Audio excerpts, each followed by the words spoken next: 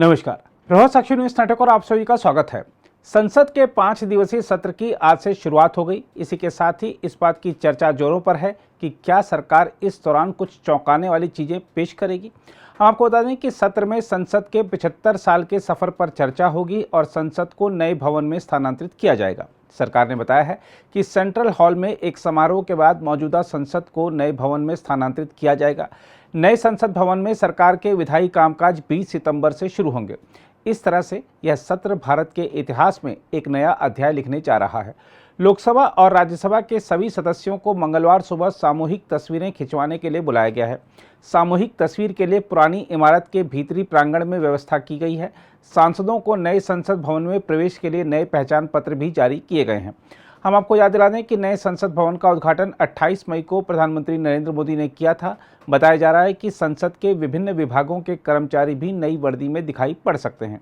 इस बीच सत्र की शुरुआत से पहले संसद परिसर में संवाददाताओं को संबोधित करते हुए प्रधानमंत्री नरेंद्र मोदी ने कहा कि आज से आरंभ हो रहा संसद का सत्र छोटा है, लेकिन समय के हिसाब से बहुत बड़ा, मूल्यवान और ऐतिहासिक निर्णयों का है। उन्होंने कहा कि इस सत्र की एक विशेषता यह है कि 75 साल की यात्रा अब नए मुकाम से शुरू हो रही है। वहीं बाद में लोकसभा में दिए अपने संबोधन में प्रधानमंत्री नरेंद्र मोदी ने राष्ट्रीय राजधानी में हाल ही में संपन्न G20 शिखर सम्मेलन की सफलता का श्रेय देश की समस्त जनता को देते हुए कहा कि यह किसी एक व्यक्ति या किसी एक पार्टी की सफलता नहीं है। मोदी ने लोकसभा में संविधान सभा से शुरू हुई 75 वर्षों की संसदीय यात्रा, उपलब्धियां, अनुभव, यादें और सीख विषय पर चर्चा की शुरुआत करते हुए कहा कि यह हर किसी के लिए जश्न की बात है। उन्होंने कहा कि G20 की सफलता 140 करोड़ भारतीयों की सफलता है, किसी एक व्यक्ति या पार्टी की नहीं। इस इमारत के निर्माण करने का निर्णय विदेशी शासकों का था, लेकिन ये बात हम न कभी भूल सकते हैं और हम गर्व से कह सकते हैं कि इस भवन के निर्माण में पसीना मेरे देशवासियों का लगा था, परिश्रम मेरे देशवासियों का लगा था और पैसे भी मेरे देश के लोगों के। इस 75 वर्ष की हमारी यात्रा ने अनेक लोकतांत्रिक परंपराओं और प्रक्रियाओं का उत्तम से उत्तम सृजन किया है और इस सदन में रहे हुए सबने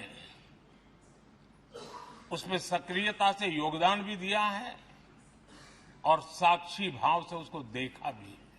हम भले नए भवन में जाएंगे, लेकिन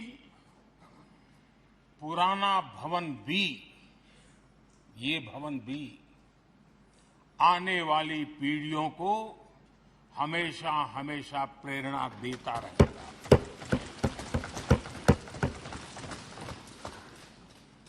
ये भारत के लोकतंत्र की स्वर्णिम यात्रा का एक महत्वपूर्ण अध्याय, जो सारी दुनिया को भारत की रगों में लोकतंत्र का सामर्थ्य कैसे है, इसका परिचित कराने का काम इस इमारत से होता रहेगा। आदरणीय अध्यक्ष जी, हम सबके लिए गर्व की बात है कि आज भारत विश्व मित्र के रूप में अपनी जगह बना पाया है। पूरा विश्व भारत में अपना मित्र खोज रहा है। पूरा विश्व भारत की मित्रता को अनुभव कर रहा है और उसका मूल कारण है हमारे जो संस्कार है, वेद से विवेकानंद तक जो हमने पाया है। सबका साथ सबका विकास का मंत्र आज विश्व को हमें साथ लाने में जोड़ रहा है। आदरणीय अध्यक्ष जी, ये सदन से विदाई लेना एक बहुत ही भावुक पल है। परिवार भी अगर पुराना घर छोड़कर के नए घर जाता है तो बहुत सारी यादें कुछ पल के लिए उसको झकझोर देती है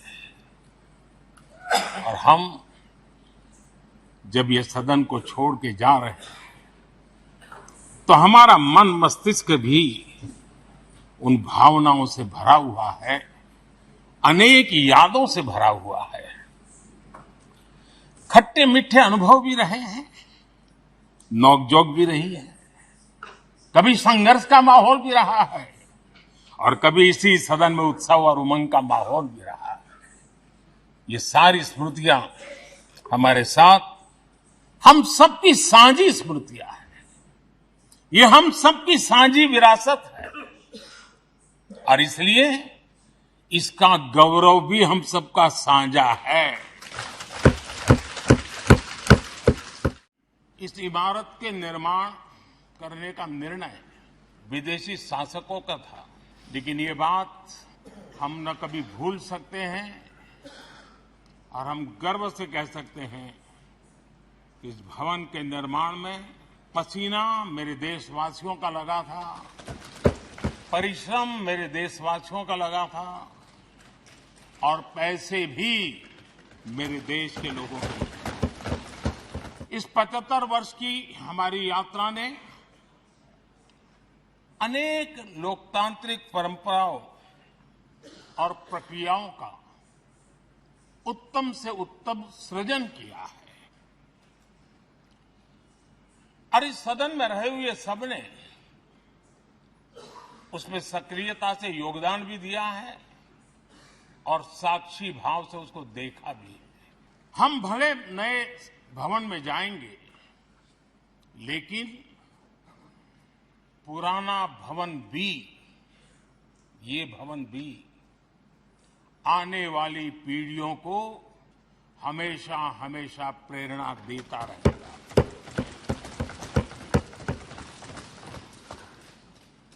ये भारत के लोकतंत्र की स्वर्णिम यात्रा का एक महत्वपूर्ण अध्याय जो सारी दुनिया को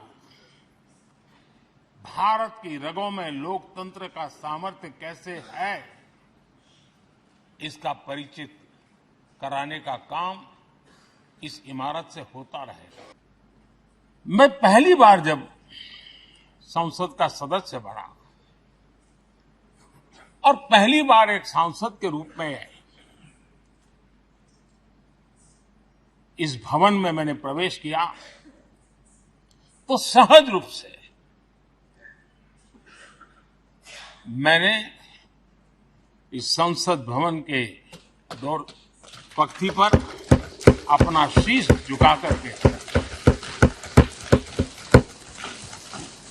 इस लोकतंत्र के मंदिर को श्रद्धा भाव से नमन करते हुए मैंने पैर रखा था। वो पल मेरे लिए भावनाओं से भरी हुई थी, मैं कल्पना नहीं कर सकता था, लेकिन भारत के लोकतंत्र की ताकत है, भारत के सामान्य मानवी की लोकतंत्र के प्रति श्रद्धा का प्रतिबिंब है कि रेलवे प्लेटफॉर्म पर गुजारा करने वाला एक गरीब परिवार का बच्चा पार्लियामेंट पहुंच गया।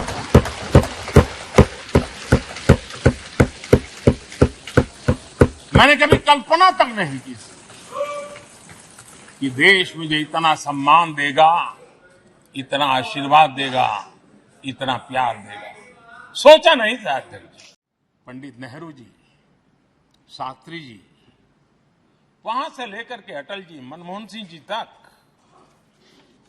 एक बहुत बड़ी श्रृंखला जिसने इस सदन का नेतृत्व किया है और सदन के माध्यम से देश को दिशा दी है, देश को नए रंग रूप में ढालने के लिए उन्होंने परिश्रम किया है, पुरुषार्थ किया है।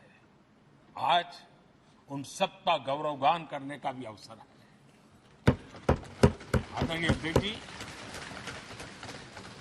सरदार वल्लभ भाई पटेल, लोहिया जी, चंद्रशेखर जी, आडवाणी जी, न जाने अनगिनत नाम, जिन्होंने हमारे इस सदन को समृद्ध करने में, चर्चाओं को समृद्ध करने के लिए, देश के सामान्य से सामान्य व्यक्ति की आवाज को ताकत देने का काम इस सदन में किया है।